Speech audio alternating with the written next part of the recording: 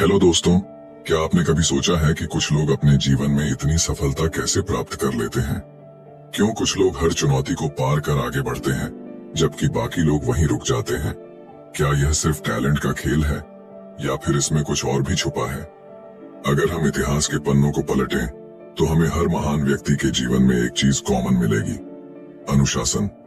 यही वह super power है जो साधारण इंसान को भी असाधारण बना सकती है। रायन हॉलिडे की यह शानदार किताब डिसिप्लिन इज डेस्टिनी हमें यह सिखाती है कि हमारा भविष्य हमारी आदतों, हमारे अनुशासन और हमारी सेल्फ कंट्रोल पर निर्भर करता है। सफलता सिर्फ उन लोगों को नहीं मिलती जो टैलेंटेड होते हैं, बल्कि असली जीत उनकी होती है जो कंसिस्टेंट रहते हैं। इस किताब में इतिहास के महान व्यक्तियों के उदाहरण दिए गए हैं, जिन्होंने अपने अनुशासन के दम पर असंभव को संभव किया। कल्पना कीजिए एक बच्चा जो गरीबी में जन्मा, जिसके पास कोई संसाधन नहीं थे, पर उसने अपने अनुशासन के बल पर खुद को इतना मजबूत बना लिया कि वह दुनिया के सबसे महान नेताओं में से एक बन गया। एक खिलाड़ी जिसने अपने शरीर और दिमाग पर इतना नियंत्रण रखा कि वह अपने हर खेल में इतिहास रचता चला गया। एक लेखक जिसने रोज एक ही नियम का पालन किया और पूरी दुनिया के सबसे बेहतरीन विचारों को कागज पर उकेर दिया। आपके अंदर भी वही क्षमता है, फर्क सिर्फ इतना है कि आप इसे कितना पहचानते हैं और इसे कितना अपनाते हैं। अनुशासन सिर्फ सुबह जल्दी उठने या रोज एक्सरसाइज करने तक सीमित नहीं है। यह सेल्फ मास्टरी की कला है, खुद पर नियंत्रण पाने की ताकत। यह जानने की स्किल है कि कब ना कहना है, कब अपनी इच्छाओं को रोकना है और कब अपने लक्ष्य के लिए कड़ी मेहनत करनी है, भले ही मन न करे। अगर आप अपने जीवन को बदलना चाहते हैं, तो आपको इस एक वर्च्यू को अपनाना होगा: डिसिप्लिन। इसे सिर्फ एक कड़ी सजा मत समझिए, बल्कि इसे एक सुपर पावर की तरह लीजिए, जो आपको हर उस चीज तक ले जा सकती है जिसकी आपने कभी कल्पना की थी। इस वीडियो में हम डिसिप्लिन इज डेस्टिनी के उन महत्वपूर्ण विचारों को समझेंगे जो आपके जीवन को पूरी तरह से बदल सकते हैं। हम जानेंगे कि किस तरह महान लोग अपने अनुशासन के जरिए असाधारण ऊंचाइयों तक पहुंचे और कैसे आप भी उसी रास्ते पर चल सकते हैं। तो अगर आप अपने भविष्य को अपने हिसाब से गढ़ना चाहते हैं, अगर आप अपने सपनों को सच्चाई में बदलना चाहते हैं, तो इस वीडियो को अंत तक जरूर देखिए। ये सिर्फ एक समरी नहीं है, ये एक माइंडसेट शिफ्ट है जो आपकी जिंदगी की दिशा ही बदल सकता है। तो आइए इस सफर की शुरुआत करें और समझें कि आखिर क्यों discipline is destiny. Chapter 1, attack the dawn. सुबह की शक्ति। सुबह जल्दी उठना कोई आसान काम नहीं है। ठंडी हवा, गर्म रजाई और अधूरी नींद, कौन छोड़ना चाहेगा ये आराम? लेकिन वही लोग जो अपने सपनों को सच करना चाहते हैं, अपनी नींद और आराम को त्याग देते हैं। डिसिप्लिन्ड लोग जल्दी उठते हैं, न कि इसलिए क्योंकि उन्हें अच्छा लगता है, बल्कि इसलिए क्योंकि उनके पास एक मजबूत मकसद होता है। सोचिए, जब पूरी दुनिया गहरी नींद में होती है, तब आप जागकर अपने भविष्य की नींव रख सकते हैं। कोई आपको डिस्टर्ब नहीं करेगा, कोई फोन नहीं बजेगा, कोई मीटिंग नहीं होगी, बस आप और आपका लक्ष्य। सुबह का समय सबसे शुद्ध, सबसे शांत और सबसे शक्तिशाली होता है। अगर आपकी आदत देर से उठने की है, तो शायद आपको पूरे दिन वक्त की कमी महसूस होती होगी। आप बस कामों में उलझे रहते हैं, ऑफिस, घर, फैमिली कमिटमेंट्स और रोजमर्रा की जिम्मेदारियां। इन सब में आपका स्वयं के लिए रखा गया सपना पीछे छूट जाता है। लेकिन अगर आप सिर्फ 1 घंटा पहले उठने की आदत डाल लें, तो आप अपनी जिंदगी पर एक नई पकड़ बना सकते हैं। जब सब कुछ शांत होता है, तब आप अपनी सोच को साफ कर सकते हैं, अपने लक्ष्यों को दोबारा देख सकते हैं और अपनी योजनाओं को और बेहतर बना सकते हैं। टोनी मॉरिसन, एक सिंगल मदर जो 2 बच्चों की परवरिश कर रही थी और एक डिमांडिंग नौकरी भी कर रही थी। दिन भर की थकान, बच्चों की देखभाल और ऑफिस का दबाव, इन सब के बाद उनके पास अपने लिए कुछ भी बचता नहीं था। लेकिन टोनी के अंदर एक लेखक बसता था और वो अपने सपने को मरने नहीं देना चाहती थी। इसलिए उन्होंने एक तरीका निकाला। वो सुबह जल्दी उठने लगी, बिल्कुल तड़के, जब उनके बच्चे सो रहे होते, जब दुनिया अभी अपने सपनों में डूबी होती। टोनी जाग जाती, अपने लिए एक कप कॉफी बनाती, खिड़की के पास बैठती और अपनी कल्पनाओं में खो जाती। उस समय कोई डिस्टर्ब करने वाला नहीं होता था, कोई काम की चिंता नहीं होती थी, बस उनका दिमाग और उनके शब्द। टोनी का मानना था कि जैसे ही सूरज निकलता है, उनका लेखक वाला रूप पीछे छूट जाता है और वो एक कामकाजी माँ बन जाती हैं। खाना पकाना, बर्तन धोना, बच्चों की देखभाल करना और बिल्स भरना। एक ब्लैक औरत होने के नाते समाज उनके लिए और भी मुश्किलें खड़ी करता था। डिवोर्स के बाद वो अकेले ही अपने बच्चों की देखभाल कर रही थी। उनका संघर्ष किसी से छिपा नहीं था। दिन में ऑफिस का काम, रात में घर की जिम्मेदारियां। लेकिन फिर भी वो हर सुबह उठकर लिखने बैठती, क्योंकि वो जानती थी कि अगर वो नहीं लिखेंगी तो उनके सपने सिर्फ सपने बनकर रह जाएंगे। टोनी का यह समर्पण रंग लाया। 1970 में उनका पहला नॉवेल द ब्लू स्काई प्रकाशित हुआ। इसके बाद उन्होंने कई किताबें लिखी, children books, novels, short stories और प्ले। उनकी मेहनत और संघर्ष ने उन्हें national book award, Nobel prize और प्रेसिडेंशियल मेडल तक पहुंचाया। अगर टोनी ने यह तय नहीं किया होता कि वो सुबह जल्दी उठकर लिखेंगी, तो शायद उनका नाम इतिहास में दर्ज नहीं होता। अब सोचिए, जब अगली बार आप सुबह जल्दी उठने में आलस महसूस करें, तो अपने सपनों को याद करें। क्या उन्हें पूरा करने के लिए आप मेहनत नहीं करेंगे? क्या आप अपना भविष्य बेहतर और उज्जवल नहीं बनाना चाहेंगे? और उन लोगों के बारे में सोचिए जो आपसे पहले उठकर आपसे आगे निकल रहे हैं। क्या आप उन्हें जीतने देंगे या फिर उठकर खुद की जिंदगी की बागडोर अपने हाथ में लेंगे? आपके पूर्वज भी सुबह जल्दी उठते थे। खेतों में काम करना, शिकार पर जाना, चीजें बनाना, ये सब उन्होंने कभी आलस की वजह से नहीं छोड़ा। वे जानते थे कि समय का सही उपयोग ही जीवन की सबसे बड़ी पूंजी है। और आज आपके पास पहले से कहीं ज्यादा अवसर हैं। आपके पास वो सारे साधन हैं जो आपको अपने सपनों तक ले जा सकते हैं। सिर्फ एक आदत, सुबह जल्दी उठने की, आपकी जिंदगी को पूरी तरह बदल सकती है। तो क्या आप तैयार हैं अपने सपनों के लिए सूरज से पहले जागने के लिए? चैप्टर 2, जस्ट शो अप, बस डटे रहो। कभी कभी हमारे पास हजार बहाने होते हैं।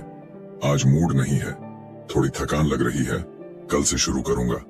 लेकिन सच तो ये है कि अगर आप अपने सपनों को हकीकत में बदलना चाहते हैं, तो आपको हर दिन उनके लिए हाजिर होना पड़ेगा। आपका मन करे या ना करे, आप थके हुए हों या नहीं, आपके पास मोटिवेशन हो या ना हो, फर्क नहीं पड़ता। बस डटे रहना जरूरी है। अगर आप वजन कम करना चाहते हैं तो रोज 1 मील चलिए। अगर वायलिन बजाना सीखना चाहते हैं तो हर दिन 10 मिनट प्रैक्टिस कीजिए। अगर आप एक किताब लिखना चाहते हैं तो हर दिन कुछ पेज जरूर लिखिए। और अगर आपको अपने करियर में आगे बढ़ना है तो रोज नए लोगों से कनेक्ट कीजिए। ये मायने नहीं रखता कि आप कितना करते हैं, बस इतना करें कि आप हर दिन अपने सपनों के लिए एक कदम आगे बढ़ाएं। हम अक्सर अपने एक्शन के नतीजों को कंट्रोल करने की कोशिश करते हैं, लेकिन सच तो यह है कि हम सिर्फ अपने प्रयासों को कंट्रोल कर सकते हैं। बाकी सब किस्मत, हालात और समय पर निर्भर करता है। लेकिन अगर आप कंसिस्टेंट रहेंगे तो 90% लोगों से आगे निकल सकते हैं। ज्यादातर लोग हार मान जाते हैं क्योंकि या तो उनमें स्किल की कमी होती है या फिर वे कंसिस्टेंसी नहीं बना पाते। वे इंतजार करते हैं मोटिवेशन आने का, सही समय आने का, परफेक्ट मूड बनने का। लेकिन जो लोग असल में सफल होते हैं वे तब भी काम करते हैं जब वे ऐसा महसूस नहीं करते। थॉमस एडिसन को दुनिया उनके बेमिसाल आविष्कारों के लिए जानती है, लेकिन क्या आपको पता है कि उन्होंने कभी भी खुद को असाधारण नहीं माना? एडिसन का मानना था कि उनकी सफलता किसी असाधारण टैलेंट की वजह से नहीं थी। वे खुद मानते थे कि वे दूसरों से ज्यादा इंटेलिजेंट नहीं थे। उनकी इमेजिनेशन भी कोई बहुत ज्यादा शानदार नहीं थी, लेकिन फिर भी वे महान वैज्ञानिक बने क्योंकि उन्होंने हार न मानने की कला सीख ली थी। एडिसन हमेशा अपने लैब में काम करते रहते थे, भले ही उनके पास कोई नया आइडिया हो या ना हो। उनका मानना था कि अगर वे हर दिन अपने काम पर नहीं लौटते तो कोई और उनका आइडिया चुरा सकता था। इसलिए वे बस हाजिर रहते, काम में लगे रहते और आखिरकार सफलता उनकी झोली में आ ही जाती। उनकी सोच थी कि इंस्पिरेशन का इंतजार मत करो, बस लगे रहो, और यही उनकी सफलता का राज था। लव गेहरिग एक महान बेसबॉल खिलाड़ी थे। वे यांकीज टीम के लिए खेलते थे और अपनी कड़ी मेहनत और अनुशासन के लिए जाने जाते थे। वे शायद ही कभी कोई प्रैक्टिस मिस करते। चोट लगने के बावजूद, थकान होने के बावजूद, बुरे दिन होने के बावजूद वे बस खेलते रहते। उनके अंदर भी डर और शक के पल आते थे। कई बार तो उन्होंने यांकीज छोड़ने का भी सोचा था, लेकिन उनके कोच ने उन्हें रोका और कहा, एक सामान्य खिलाड़ी और एक महान खिलाड़ी के बीच बस इतना ही फर्क होता है कि कौन मैदान में टिकता है और कौन हार मानकर चला जाता है। गेहरिक समझ गए कि उन्हें बस प्रैक्टिस करते रहना होगा। उनके मन में यह बात बैठ गई कि वे अपने मेहनत के नतीजों को कंट्रोल नहीं कर सकते, लेकिन वे खुद को हाजिर रख सकते हैं। कभी कभी हफ्तों तक वे खेलते बिना कोई बड़ी उपलब्धि हासिल किए, लेकिन फिर भी वे खेलते रहते, क्योंकि उन्हें पता था कि कोशिश न करना पूरी तरह से हार मान लेने के बराबर होता है। आप कितने टैलेंटेड हैं, ये इतना महत्वपूर्ण नहीं है। सबसे बड़ा फर्क आपके डेडिकेशन और लगातार काम करने की आदत से पड़ता है। हम सब कभी कभी अनइंस्पायर्ड और डाउटफुल महसूस करते हैं। हम सोचते हैं, शायद मुझ में वो क्षमता नहीं है, शायद ये मेरे लिए नहीं है, शायद कोई और मुझसे बेहतर कर रहा होगा। आपका मन कहेगा कि आज छोड़ दो, कल कर लेना, लेकिन आपको खुद को हर दिन अपने लक्ष्य के लिए खड़ा करना होगा। आप दुनिया के सबसे इंटेलिजेंट इंसान भी क्यों ना हो, लेकिन अगर आपके अंदर अनुशासन नहीं है तो आप अपने सपनों तक नहीं पहुंच सकते। एक दिन बहुत प्रोडक्टिव और इंस्पायर्ड होकर काम करने से कोई इतिहास नहीं बनता। आपको धीरे धीरे हर दिन, हर मिनट, हर सेकंड अपने आप को अपने सपनों के लिए समर्पित करना होगा। आज जो मेहनत आप कर रहे हैं उसका असर शायद तुरंत न दिखे, लेकिन समय के साथ जब आप लगातार छोटे छोटे कदम उठाते रहेंगे तो एक दिन वही मेहनत आपको ऐसी जगह पहुंचा देगी जहां पहुंचने का आपने कभी सपना देखा था। इसलिए हार मत मानिए, कंसिस्टेंट रहिए, अपने इमोशंस को अपने कंट्रोल में रखिए और बस हर दिन अपने सपनों के लिए हाजिर रहिए। Chapter 3, seek discomfort. असली ताकत वहीं से आती है। आज की दुनिया में सब कुछ बस एक क्लिक की दूरी पर है। खाना ऑर्डर करो, पैसे ट्रांसफर करो, शॉपिंग करो, सब कुछ आरामदायक और आसान। आप बिना घर से निकले भी पूरी जिंदगी गुजार सकते हैं। लेकिन क्या आपने कभी सोचा है कि यह जरूरत से ज्यादा आरामदायक जिंदगी आपको कितना कमजोर बना रही है? हम हर दिन अपनी लाइफ को आसान बनाने की कोशिश करते हैं। हम चाहते हैं कि सब कुछ जल्दी हो, बिना किसी मेहनत के। हम स्मार्ट होम बनाते हैं ताकि घर के छोटे छोटे काम भी न करने पड़े। हम अपने बच्चों की देखभाल के लिए नैनी रखते हैं ताकि हमें परेशानी न हो। हम हर उस चीज को हटा देना चाहते हैं जो हमें थोड़ा भी मुश्किल लगे, जो हमें जरा भी परेशान करे।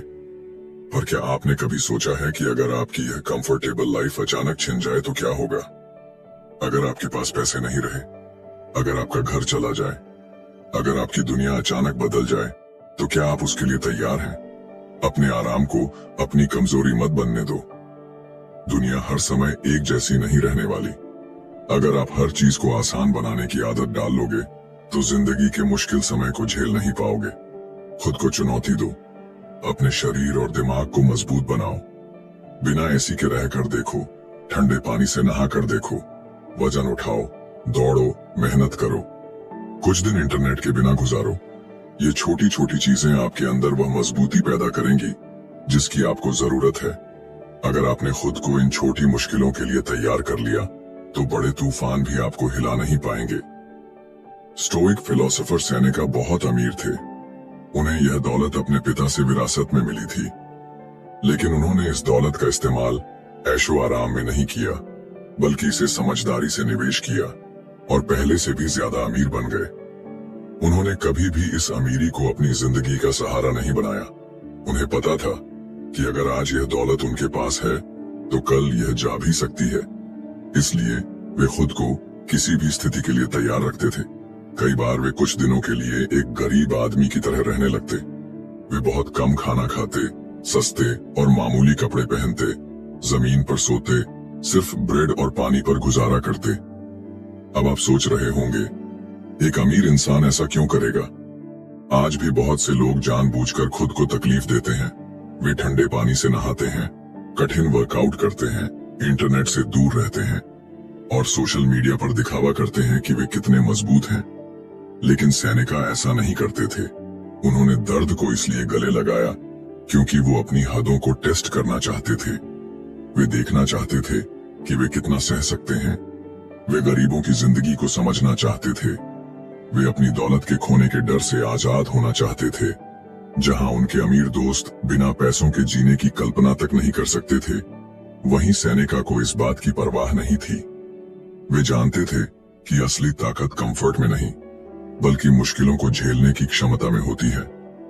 सेनेका रोमन सम्राट नीरो के स्टोइक मेंटर थे, लेकिन जब नीरो क्रूर और सनकी बनने लगे तो सेनेका ने उन्हें छोड़ने का फैसला कर लिया। नीरो यह समझ ही नहीं पा रहे थे कि कोई इंसान इतना पैसा और ऐशो आराम छोड़कर खुद से जा सकता है। उन्होंने सोचा कि सेनेका को रोकने का एक ही तरीका है, उन्हें जहर देकर मार डालना। लेकिन आश्चर्य की बात यह थी कि जहर सेनेका पर असर ही नहीं कर पाया। क्यों? क्योंकि वे पहले से ही एक सादगी भरी जिंदगी जी रहे थे। उनका शरीर इतना कमजोर हो चुका था कि जहर के लिए उसमें जगह ही नहीं बची थी। यही होती है असली तैयारी। यही होता है खुद को हर हालात के लिए तैयार रखना। अब सोचिए, अगर आपकी जिंदगी में कभी कोई बड़ा संकट आ जाए तो क्या आप तैयार होंगे? अगर आप हमेशा आसान जिंदगी जीने की आदत डाल लेंगे तो किसी भी मुश्किल परिस्थिति में खुद को संभाल नहीं पाएंगे। इसलिए आज से खुद को तैयार करना शुरू कीजिए। थोड़ा असहज महसूस करना सीखिए। अपने शरीर और दिमाग को मजबूत बनाइए। अपने कंफर्ट जोन से बाहर निकलो। यही एकमात्र तरीका है जिससे आप किसी भी स्थिति में खुद को मजबूत रख सकते हैं। जिंदगी कभी भी आसान नहीं रहने वाली। अगर आप तैयार हैं तो कोई भी मुश्किल आपको हिला नहीं पाएगी। Chapter 4, keep the main thing. The main thing, जरूरी चीजों को जरूरी ही रहने दो। आज की तेज रफ्तार दुनिया में हर कोई आपकी अटेंशन चाहता है। हर कोई चाहता है कि आप उनकी बात सुने, उनके साथ समय बिताएं, उनकी जरूरतें पूरी करें। लेकिन सवाल यह है, आपके अपने सपने, आपके अपने लक्ष्य, आपके अपने परिवार के लिए आपके पास कितना समय बचा? अगर आपने डिस्ट्रैक्शंस को हटाना नहीं सीखा तो आप अपनी जिंदगी के सबसे जरूरी कामों को पूरा करने से चूक जाएंगे। सक्सेस उन्हीं को मिलती है जो अपनी प्राथमिकताओं को समझते हैं और अपने टाइम को प्रोटेक्ट करना जानते हैं। हर चीज के लिए हाँ कहना सिर्फ आपकी थकान और उलझनों को बढ़ाएगा। आप लोगों को खुश करने के चक्कर में खुद से दूर होते चले जाएंगे। आपकी जिंदगी किसी और के प्लान के हिसाब से चलने लगेगी और जब आपको इसका एहसास होगा तब तक काफी देर हो चुकी होगी। जरा सोचिए, आपने ऑफिस में एक एक्स्ट्रा प्रोजेक्ट लेने के लिए हाँ कह दिया, लेकिन उसकी वजह से अपने बच्चे के स्कूल फंक्शन में नहीं जा पाए। आपने दोस्तों की पार्टी में शामिल होने के लिए हाँ कह दिया, लेकिन उसी टाइम पर आप अपनी नई बुक का पहला चैप्टर लिख सकते थे। आपने हर किसी से मिलने जुलने, बातचीत करने के लिए हाँ कह दिया, लेकिन उसी दौरान आप खुद पर काम कर सकते थे, अपनी स्किल्स सुधार सकते थे। आपको नहीं लगता कि हर हाँ के पीछे कुछ ना कुछ छूट रहा है? बाउंड्री सेट करना सीखो, वरना खो जाओगे। सक्सेसफुल लोग सिर्फ उन चीजों के लिए टाइम निकालते हैं जो उनकी लाइफ में सच में मायने रखती हैं। वे बिना किसी गिल्ट के हर उस चीज को ना कह देते हैं जो उनके लक्ष्य से भटकाती है। अगर आप बिना सोचे समझे हर चीज में इन्वॉल्व होते रहेंगे तो धीरे धीरे आपकी प्राथमिकताएं धुंधली हो जाएंगी। अगर आप दूसरों को खुश करने में ही लगे रहेंगे तो अपनी खुशियों का त्याग करना पड़ेगा। अगर आप डिस्ट्रैक्शंस को कंट्रोल नहीं करेंगे तो वे आपको कंट्रोल कर लेंगे। Booker T Washington Tuskegee institute के संस्थापक थे। उनकी लाइफ बहुत बिजी थी। वे लगातार ट्रैवल करते, डोनर्स से मिलते, लेक्चर देते, फंडरेजिंग इवेंट्स मैनेज करते और इन सब के बीच 5 किताबें भी लिखी। इतना सब कुछ एक ही इंसान कैसे कर सकता है? जवाब बहुत सिंपल है, उन्होंने अपने समय की सुरक्षा की। वे जानते थे कि उनका लक्ष्य क्या है और उन्हीं चीजों पर फोकस किया। जब लोगों ने उनकी आलोचना की, उन्हें सेल्फिश कहा, तो उन्होंने इन बातों पर ध्यान ही नहीं दिया। अगर वे अपने डिस्ट्रैक्शंस को कंट्रोल नहीं करते तो उनका सपना अधूरा रह जाता।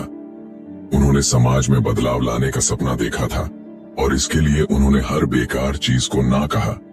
जब भी आप किसी चीज को हाँ कहते हैं तो किसी और चीज को ना कह रहे होते हैं। सवाल यह है कि आप किन चीजों को अपनी जिंदगी से बाहर निकालना चाहते हैं। क्या आप सोशल मीडिया पर घंटों स्क्रॉल करना छोड़ सकते हैं?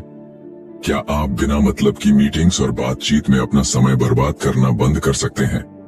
क्या आप उन लोगों से दूर हो सकते हैं जो आपकी एनर्जी को खत्म कर देते हैं? अगर आप अपनी प्राथमिकताओं को नहीं समझेंगे तो कोई और आपके समय का मालिक बन जाएगा। ना कहना सीखिए, ये सबसे बड़ी कला है। बहुत से लोग ना कहने से डरते हैं। वे सोचते हैं कि इससे वे असभ्य या असंवेदनशील लगेंगे, लेकिन सच तो यह है कि ना कहना आपको मजबूत बनाता है। अगर आप ना कहने से डरते हैं तो इसकी प्रैक्टिस कीजिए। कोई आपको आपके समय से ज्यादा काम देने की कोशिश करे, न कहिए। कोई आपको किसी बेकार की गॉसिप में घसीटने की कोशिश करे, न कहिए। कोई आपको ऐसे इवेंट्स में जाने के लिए बोले जिनका कोई मतलब नहीं, न कहिए। न कहने का मतलब यह नहीं है कि आप रूड हैं। आप विनम्रता से माफी मांग सकते हैं और कह सकते हैं, मुझे खेद है, लेकिन मेरे पास और भी जरूरी चीजें हैं जिन पर ध्यान देना है। अगर आप बहुत ज्यादा काम अपने सिर पर लाद लेंगे तो थक जाएंगे, आपका ध्यान बढ़ जाएगा और आप अपने असली लक्ष्य से दूर हो जाएंगे। मल्टीटास्किंग जैसी कोई चीज नहीं होती। आप तभी जीत सकते हैं जब आप सही चीजों पर फोकस करेंगे। आखिरी सवाल, क्या आप सच में अपने लक्ष्य पर ध्यान दे रहे हैं? तो अगली बार जब कोई आपसे कुछ करने के लिए कहे तो खुद से यह सवाल पूछिए, अगर मैं इसे करूंगा तो मुझे क्या छोड़ना पड़ेगा? अगर जवाब ये आता है कि आपको अपनी जरूरी चीजें छोड़नी पड़ेंगी तो बिना किसी हिचकिचाहट के ना कहिए। यह सवाल आपको आपकी प्राथमिकताओं की याद दिलाएगा और आपको अपने हाँ को एक बड़ी मजबूत ना में बदलने की हिम्मत देगा। चैप्टर 5, परफेक्शनिज्म, एक बंधन या एक भ्रम। क्या आप कभी ऐसे फंसे हैं कि कोई काम पूरा नहीं कर पा रहे क्योंकि वो परफेक्ट नहीं लग रहा? क्या आपने कभी सोचा है कि आपके बनाए हुए कंटेंट, आपके लिखे हुए शब्द, आपकी बनाई हुई पेंटिंग या आपके किसी भी प्रोजेक्ट को देखने वाला हर कोई आपकी तरह ही उसकी बारीकियों को नोटिस करेगा? शायद नहीं। सच तो ये है कि परफेक्शनिज्म सिर्फ एक भ्रम है, एक ऐसा जाल जिसमें हम खुद को फंसा लेते हैं और सोचते हैं कि जब तक चीजें सही नहीं होंगी तब तक हम आगे नहीं बढ़ सकते। लेकिन सच पूछो तो यह एक बहुत बड़ा धोखा है जो हमें हमारी पूरी क्षमता तक पहुंचने से रोकता है। कई बार हम सोचते हैं कि हमारा हर काम एकदम बेस्ट होना चाहिए वरना लोग हमें जज करेंगे। लेकिन क्या आपको पता है, लोगों को आपके काम की उतनी चिंता नहीं है जितनी आप सोचते हैं। हर इंसान अपने जीवन में इतना व्यस्त है कि शायद ही किसी के पास इतना समय हो कि वो आपकी छोटी छोटी गलतियों पर ध्यान दे। हाँ, अगर आप कुछ अलग और दिलचस्प करते हैं तो लोग उसे जरूर नोटिस करेंगे, लेकिन ये सोचकर कि क्या यह परफेक्ट है, अगर आप रुके रहेंगे तो आप अपनी जिंदगी में बहुत कुछ मिस कर देंगे। कई बार परफेक्शनिज्म सिर्फ एक बहाना बन जाता है। हम सोचते हैं जब तक सही माहौल नहीं मिलेगा तब तक मैं शुरू नहीं करूंगा, जब तक मेरे पास बेस्ट टूल्स नहीं होंगे तब तक मैं अपने प्रोजेक्ट पर काम नहीं करूंगा। लेकिन यह सोच हमें पीछे खींचती है। अब मार्था ग्रेहम की ही कहानी ले लीजिए। वो दुनिया की सबसे महान कोरियोग्राफर्स में से एक थीं, लेकिन परफेक्शनिज्म उनके लिए एक बहुत बड़ी बाधा बन गया था। 1931 में वो एक डांस परफॉर्मेंस तैयार कर रही थीं, जो कि माया और एज़टेक सभ्यता से प्रेरित था। उन्होंने अपनी पूरी सर्दी इस डांस को परफेक्ट बनाने में बिता दी, लेकिन जब परफॉर्मेंस का समय आया तो उन्हें लगा कि ये बिल्कुल भी अच्छा नहीं है। उनके डांसर्स जो टैलेंटेड और कमिटेड थे, उन्हें तो यह नया रूटीन पसंद आ रहा था, लेकिन मार्था को इसमें बस खामियां ही दिख रही थीं। वो बार बार चीजों को बदलती गईं, एडजस्ट करती गईं और हर छोटी छोटी बात को लेकर परेशान होती गईं। वो इस कदर परफेक्शनिज्म में फंस चुकी थीं कि वो खुद से ही नाराज हो गईं। यह काफी अच्छा नहीं है, ये सोच सोचकर वो पूरी तरह से टूटने लगी थीं। लेकिन फिर उनके म्यूजिक डायरेक्टर लुइस हॉर्स्ट आगे आए। उन्होंने मार्था से कहा, हर चीज हमेशा परफेक्ट नहीं होती। अगर तुम आगे नहीं बढ़ोगी तो तुम कभी भी अपना बेस्ट नहीं दे पाओगी। लुइस ने उन्हें फाइनल डिसीजन लेने के लिए पुश किया और अंत में उन्होंने परफॉर्मेंस कर ही दी। क्या वो परफेक्ट थी? शायद नहीं, लेकिन क्या वो शानदार थी? हाँ, बिल्कुल। और यही असली जीत थी, अपने डर को हराकर आगे बढ़ना। क्या आपको पता है कि लियोनार्डो दा विंची भी परफेक्शनिज्म के शिकार थे? उन्होंने मोनालिसा पेंटिंग को बनाने में सालों बिता दिए, क्योंकि उन्हें हमेशा लगता था कि कुछ न कुछ कमी रह गई है। वो उसे परफेक्ट बनाने की कोशिश में इतने उलझ गए थे कि उन्होंने कई और शानदार पेंटिंग्स को अधूरा ही छोड़ दिया। स्टीव जॉब्स भी इसी जाल में फंसे थे। मैकिंटॉश कंप्यूटर बनाते समय वो हर छोटी से छोटी डिटेल में इतने उलझ गए कि एप्पल ने उन्हें खुद ही निकाल दिया। सोचिए, अगर वो इसे पहले पूरा कर लेते तो क्या होता। रैल्फ एलिसन ने द इनविजिबल मैन जैसा मास्टरपीस लिखा, लेकिन क्या आपको पता है, उन्होंने कई और बुक्स लिखी, लेकिन वो कभी दूसरी किताब को पब्लिश नहीं कर पाए, क्योंकि उन्हें लगता था कि वो परफेक्ट नहीं है। अगर आप किसी प्रोजेक्ट में फंसे हुए हैं, तो आपको खुद को एक धक्का देने की जरूरत है। कभी कभी हमें अपने दोस्त, मेंटोर या किसी एडवाइजर की जरूरत पड़ती है, जो हमें समझाए कि परफेक्शन नहीं, बल्कि कंसिस्टेंसी जरूरी है। कुछ अमेजिंग बनाने के लिए किसी परफेक्ट मोमेंट का इंतजार मत करो। अगर आप किसी प्रेरणा, इंस्पिरेशन या सही मौके के इंतजार में रुके रहोगे, तो क्या होगा अगर वो मौका कभी आया ही नहीं।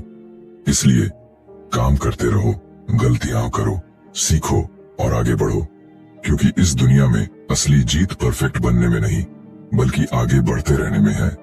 याद रखो, done is better than perfect. हर बार जब आप सोचें कि अभी यह सही नहीं लग रहा, तब खुद से यह सवाल पूछें, क्या मैं हमेशा के लिए इसे परफेक्ट बनाने में लगा रहूंगा या इसे पूरा करके आगे बढ़ूंगा? आपका जवाब ही आपकी सफलता की कुंजी होगा। चैप्टर 6, क्या आप फिर से उठ सकते हैं? हर किसी की जिंदगी में वो लम्हा जरूर आता है जब उसे लगता है कि सब कुछ खत्म हो गया। सपने चकनाचूर हो जाते हैं, उम्मीदें टूट जाती हैं और हर तरफ अंधेरा ही अंधेरा नजर आता है।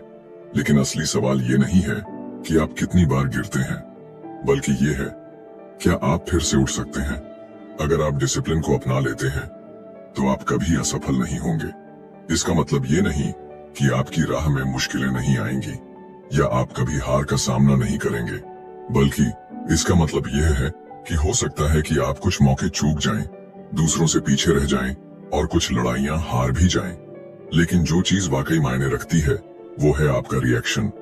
क्या आप हार मानकर बैठ जाएंगे या फिर से उठकर लड़ने के लिए तैयार होंगे? यही फर्क तय करता है कि आप एक विजेता बनेंगे या हारने वालों की भीड़ का हिस्सा बनेंगे। कोई भी परफेक्ट नहीं होता, ना मैं, ना आप और ना ही इस दुनिया में कोई और। हम सबसे गलतियां होती हैं, लेकिन सवाल यह है कि हम उन गलतियों से सीखते हैं या उन्हें अपनी कमजोरी बना लेते हैं। अगर आप परफेक्शनिस्ट हैं और सोचते हैं कि आपको हर बार सही होना चाहिए, तो शायद आप अपनी असफलताओं से कभी उबर नहीं पाएंगे। अपनी गलतियों को स्वीकार करना सीखें। अगर आप अपनी कमियों को अपनाते नहीं हैं, तो आपको दोबारा खड़ा होने में बहुत तकलीफ होगी।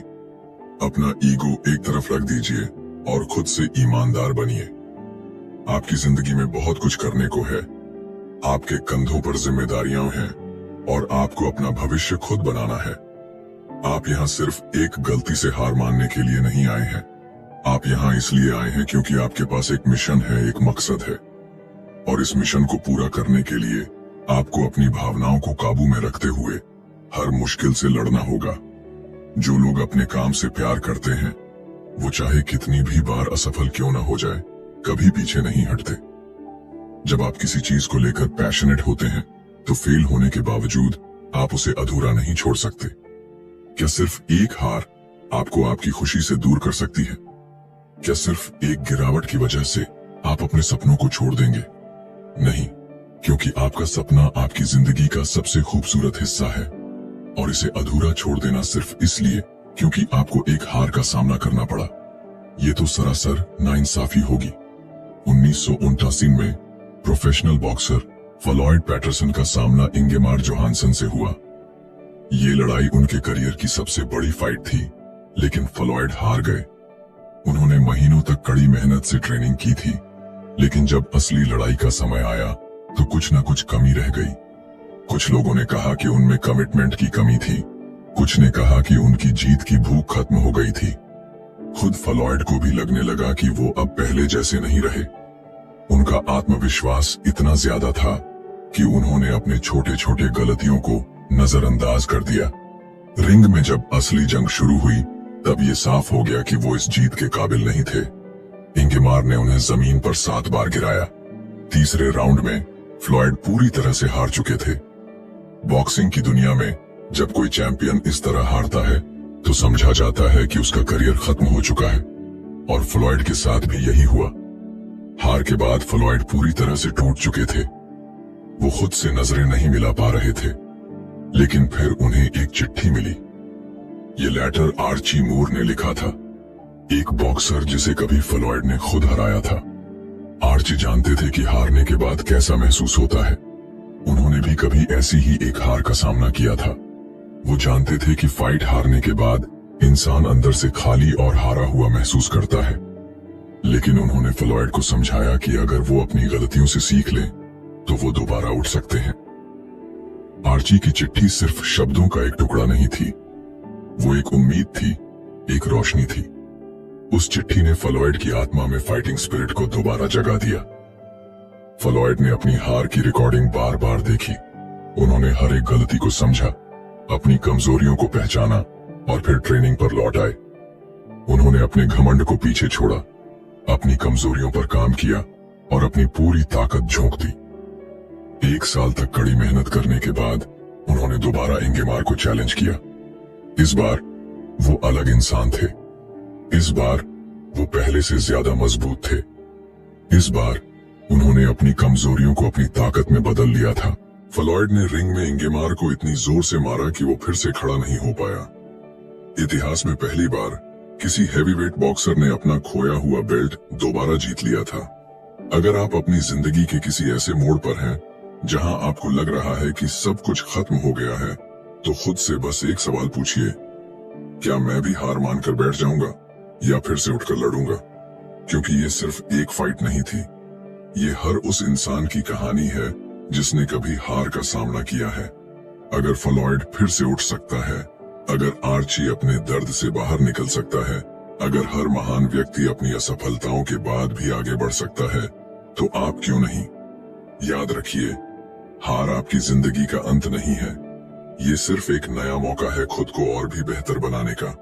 तो उठिए, तैयार हो जाइए और दोबारा फाइट कीजिए, क्योंकि सिर्फ गिरने वाले नहीं बल्कि उठने वाले ही इतिहास बनाते हैं। चैप्टर 7, पैसा, एक खतरनाक हथियार। हम सब अपनी जिंदगी में आर्थिक आजादी पाने के लिए जी जान से मेहनत करते हैं, दिन रात दौड़ते हैं, खुद को खपाते हैं, सिर्फ इसलिए कि एक दिन ऐसा आए जब हमें पैसों की टेंशन न रहे। लेकिन अफसोस की बात यह है कि जब तक हम उस मुकाम पर पहुंचते हैं, हम अपनी खुशी को कहीं पीछे छोड़ चुके होते हैं। कभी गौर किया है, गरीब आदमी पैसा कमाने के लिए अपना आज कुर्बान कर देता है।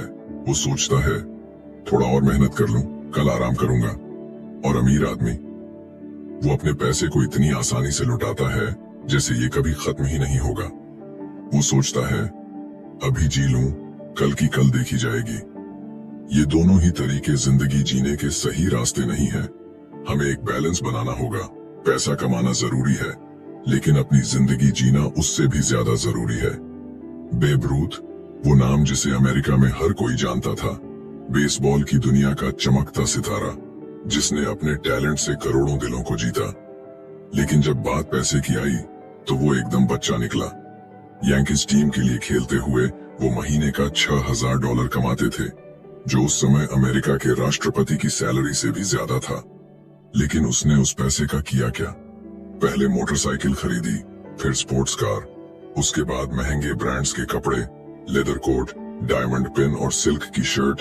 अपनी पत्नी से झगड़ा हुआ तो झगड़े का हल निकाला $5000 के फर कोट से। रूथ को यह समझ ही नहीं आया कि पैसा हमेशा नहीं रहेगा। जब यांकीज टीम आर्थिक संकट से जूझ रही थी, वो फालतू पार्टियों में पैसा उड़ाने में लगा था। एक बार वो एक होटल में रुके जहां पियानो नहीं था, तो उन्होंने होटल के लिए पूरा पियानो ही खरीद डाला। उन्होंने कभी ये नहीं सोचा कि अगर किसी दिन वो बेसबॉल न खेल पाए तो क्या होगा। उन्हें लगता था कि पैसा हमेशा रहेगा, लेकिन सच्चाई यही है कि पैसा जितनी जल्दी आता है उतनी ही जल्दी चला भी जाता है। बहुत से लोग ये मानते हैं कि पैसे से खुशी खरीदी जा सकती है, और हाँ, थोड़ी देर के लिए तो ये सच भी लगता है। महंगे गिफ्ट्स, बड़ी बड़ी गाड़ियां, आलीशान घर, ये सब खुशी देते हैं। लेकिन ये खुशी कितने दिन की होती है? रूथ जैसे लोग बचपन में गरीबी और प्यार की कमी से गुजरते हैं। बड़े होकर वो अपने अंदर के खालीपन को पैसों से भरने की कोशिश करते हैं। उन्हें लगता है कि जितना ज्यादा पैसा खर्च करेंगे उतने ही ज्यादा खुश रहेंगे। लेकिन हकीकत इससे बिल्कुल उलट है। गरीब आदमी पैसे के लिए तरसता है, अमीर आदमी शांति के लिए। सच तो यह है कि कोई भी इंसान इस दुनिया में पूरी तरह से आजाद या पूरी तरह से खुश नहीं होता। पैसा हमें सिर्फ एक हद तक आजादी दे सकता है। जब हमारे पास इतना पैसा हो कि हम अपने जरूरी खर्च पूरे कर सकें और अपने शौक पूरे कर सकें, तभी हमें संतुष्ट रहना चाहिए। अगर हम हमेशा पैसों के पीछे भागते रहेंगे तो हम कभी भी अपनी जिंदगी जी नहीं पाएंगे। तो सवाल ये है, क्या आप पैसे के मालिक बनना चाहते हैं या पैसे को अपना मालिक बनाना चाहते हैं?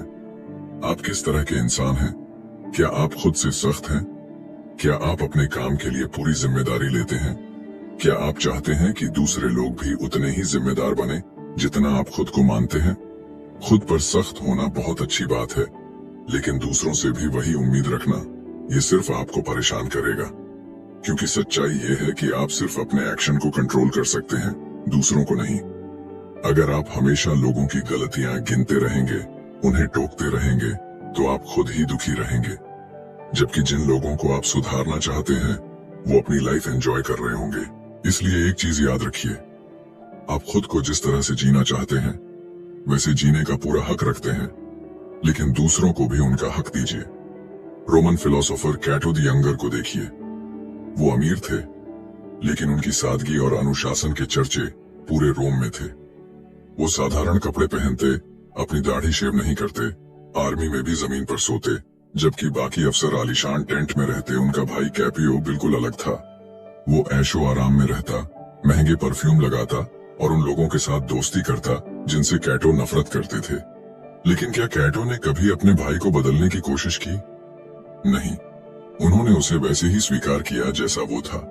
यही असली अनुशासन है, खुद के लिए सख्त रहना, लेकिन दूसरों को वैसे ही स्वीकार करना जैसे वे हैं। अगर आप टैलेंटेड हैं तो आपको दूसरों की कमियां झेलना मुश्किल लगता होगा। जब कोई आपके स्टैंडर्ड पर खरा नहीं उतरता तो आप गुस्सा करते हैं, परेशान होते हैं। लेकिन क्या हर इंसान एक जैसा होता है? नहीं ना। कुछ लोगों को एक चीज समझने में एक दिन लगता है, कुछ को एक हफ्ता, और इसमें कोई बुराई नहीं है। एक सच्चा लीडर वो होता है जो लोगों को जज करने की बजाय उन्हें गाइड करता है। इसलिए रूखे मत बनिए, विनम्र रहिए।